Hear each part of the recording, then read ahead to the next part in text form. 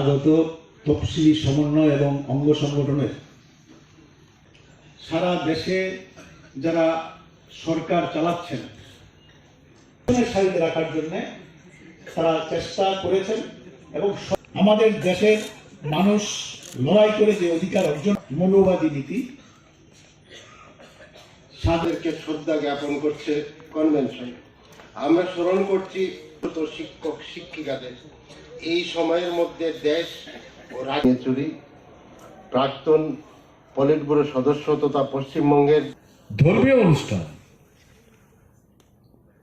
ধর্মচর্চা দেশ রাষ্ট্র সবার অন্যের ধর্মের প্রতি যে শ্রদ্ধা আমরা এটাকে অশ্রদ্ধা করি না। কোঅর্ডিনেশন কমিটি এসসি কোঅর্ডিনেশন করে না, মার্কসবাদী কমিউনিস্ট পার্টি করে না। আমাদের দৃষ্টিভঙ্গি অন্যরকম, কিন্তু এটা নিয়ে তর্ক বিতর্ক ঝগড়া ঝাঁটিতে আমরা যাচ্ছি না। পার্টির ভেতরে আমরা আমাদের মতো করে কথাবার্তা বলে আলোচনা করি।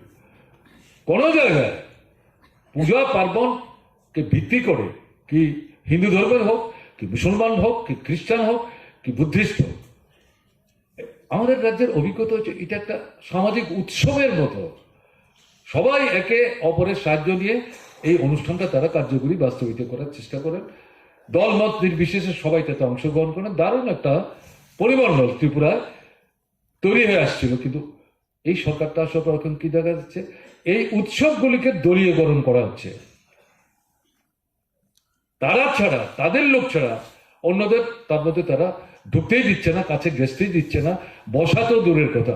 আর আমাদের লোকরাও, এমনকি আপনার তফসিলি সমন্বয়ের নেতা সংগঠক কর্মী যারা তাদের এলাকায় একসময় বছরের পর বছর এই জাতীয় অনুষ্ঠানগুলিতে গুরুত্বপূর্ণ ভূমিকা নিয়েছেন সংগঠিত করার ক্ষেত্রে, যখন এরা চাইছে না তারাও আস্তে আস্তে নিজেরা দূরে সরে যাচ্ছে। কি হবে এগুলিতে গেলে পরে শুধু শুধু আক্রান্ত হবে, দরকার নাই ঝামেলায়।